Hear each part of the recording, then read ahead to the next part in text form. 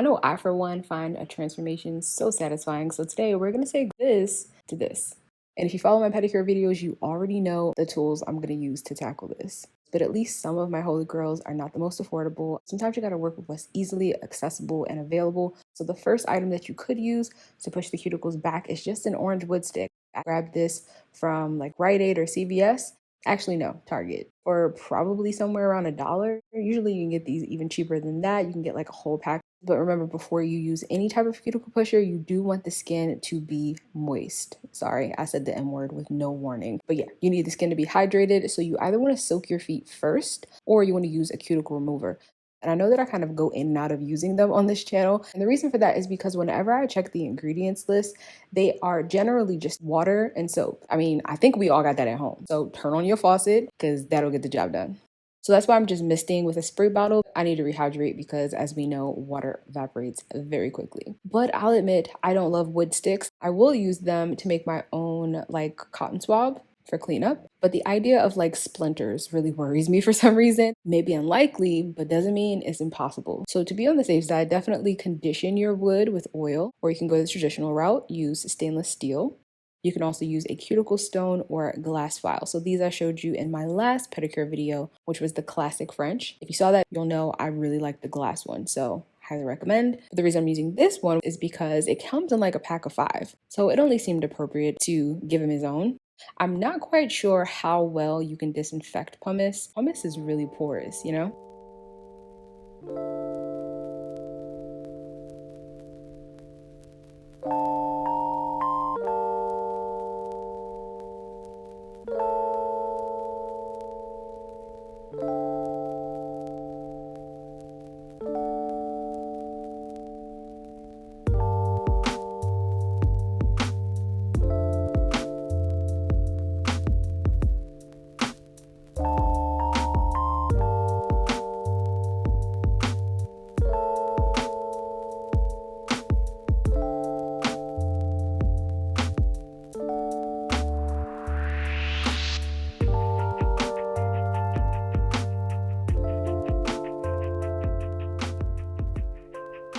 Again, as you may have saw in my last video, these are very effective for lifting and filing away dead skin. Detail-oriented individual that I am must get every last bit of hanging skin, so when I can see anything lifted underneath the proximal nail fold or in the side walls, it gotta go. So not to say that you can't get a really clean look with these, you can, just takes a little bit more time, but I'm very comfortable with cuticle nippers, so I will use them because plus they're faster.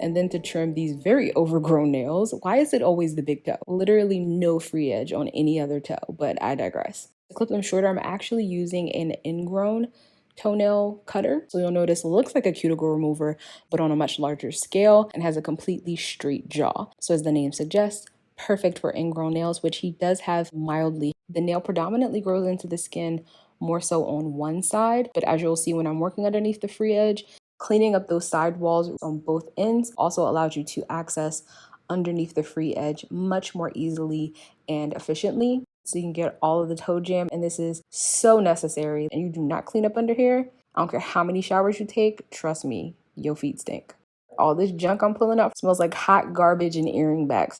Either go in with the little orange wood stick or do yourself a favor and get this ingrown toenail cleaner. Of course, I will link this down below along with everything. It will also be linked on my blog, which I'll also leave a link for down below. And it's no secret that I use Squarespace in order to run that. I even use Squarespace to create a bio site that I can link on all of my social media platforms. I know I sing its praises all the time, but that's because I am a paying customer who is actually happy with her purchase. I don't get this for free, but I feel like that's money well spent because they've been coming out with a lot of new features, including member access for those who want to create exclusive content for their community, and now even a video maker. So in addition to the many templates and tools, they're still always improving their product, and you can't really ask for more than that. So if you guys haven't already signed up, make sure you use my code abetweene or head to squarespace.com/abetweene to get 10% off.